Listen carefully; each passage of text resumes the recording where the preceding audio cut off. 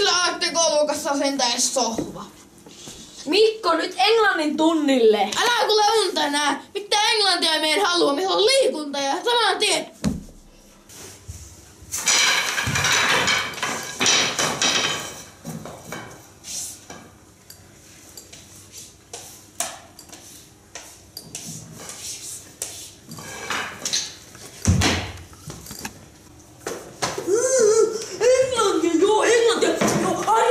Täältä nää englantia vähän.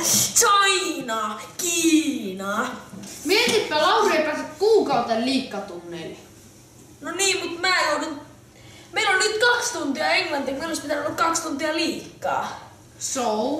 No mä olin viime viikolla kipeä. Ai jaa. No Mikko, eikä sillä nyt oo kauhean väli. On meillä edes... Milloin meillä on? Torstaina. Niin, no se on kyllä totta. Meillä on torstaina liikkaa. Tätä mä ajattelin, miten OC reagoi. Hei Eki, te kertoo OClle, Joo. että meillä on liikkaa. Joo. OC, liikkatunti on peruttu. Miksi? Laurilla katkes käsi. No, mut siis mitä sit, eikö voi soittaa ambulanssin? Joo, mutta opettaja vie Laurin sairaalaan, niin ei ole ketään opettaa, joka piettää liikkatuntia. Varmasti joku nyt on.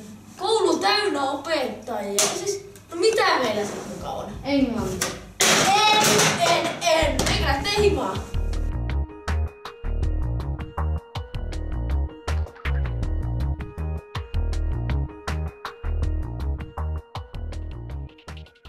Joo, en mä ottanut niin vakaasti sieltä liikkatunti peruttiin, mutta kaverit otti se aika vakaasti.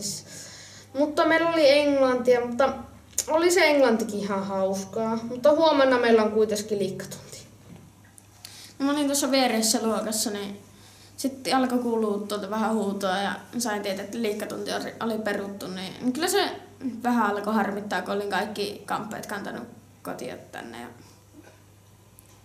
muitakin se taisi harmittaa, kun sieltä sellaista huutoa kuului.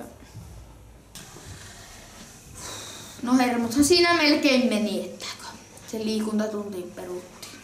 Siihen sohvallehan jäin makaamaan. Se oli aika pöljä temppu, kun nyt jälkeenpäin miettii. Että se Maikkahan tuli sitä huutamaan ja rehtorin kansliahan siitä joutui lähtemään. Niin.